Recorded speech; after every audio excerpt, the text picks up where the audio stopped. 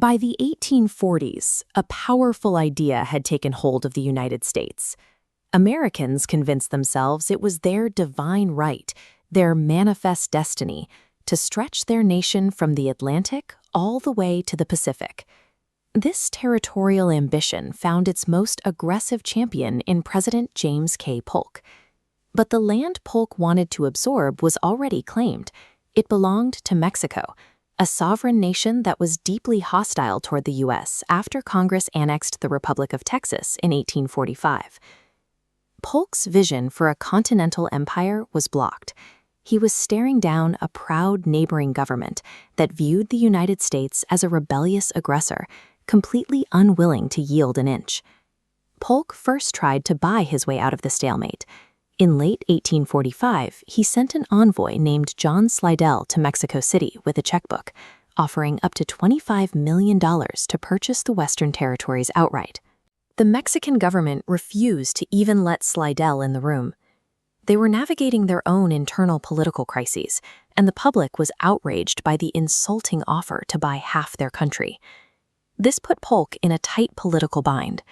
As the leader of a democracy, he couldn't simply launch a war of conquest without risking a mutiny from the American public in Congress. He needed a justification. With diplomacy exhausted and an unprovoked invasion off the table, Polk realized he couldn't throw the first punch. He had to figure out a way to make Mexico do it for him. The opportunity lay in a 150-mile stretch of desolate, thorny brush known as the Nueces Strip.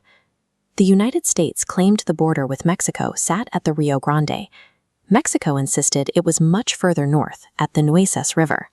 In January 1846, Polk ordered General Zachary Taylor and an army of occupation, consisting of 4,000 men, directly into this highly volatile, disputed zone. Taylor's troops marched all the way to the banks of the Rio Grande. There, they dug in and built an earthen military base called Fort Texas, positioning their cannons to stare directly across the water at Matamoros. This maneuver triggered immediate upheaval in Mexico City. General Mariano Paredes seized the presidency, vowing to defend Mexican soil against the American incursion. By planting an armed American fortress directly on the doorstep of a Mexican city, Polk had effectively trapped the Mexican government. They had to respond militarily or face domestic collapse. The standoff broke on April 25, 1846. Mexican General Mariano Arista ordered his troops to cross the Rio Grande. Hearing reports of the crossing, General Taylor sent a scouting patrol of 80 dragoons, led by Captain Seth Thornton, to investigate the dense river brush. At a farm field called Rancho de Caricitos, Thornton's patrol rode into a trap. Mexican forces had concealed themselves in the heavy chaparral thickets. When the Americans tried to charge out, they were blocked. The brief firefight left 11 Americans dead. Another 46, including Captain Thornton, were taken prisoner by the Mexican military. For the dragoons, it was a sudden, lethal ambush in an isolated patch of wasteland. For President Polk, it was exactly the pretext he had been waiting for. News of the Thornton ambush reached Washington on May 10. Polk finally had his leverage. The next day, the president delivered a fiery message to Congress, declaring Mexico had spilled American blood upon the American territory. Swept up in a wave of nationalistic outrage, Congress complied. On May 13, 1846, the United States officially declared war. The violence quickly escalated far beyond a border skirmish. It became a brutal, massive conflict, kicking off with major American victories like the artillery duel at the Battle of Palo Alto.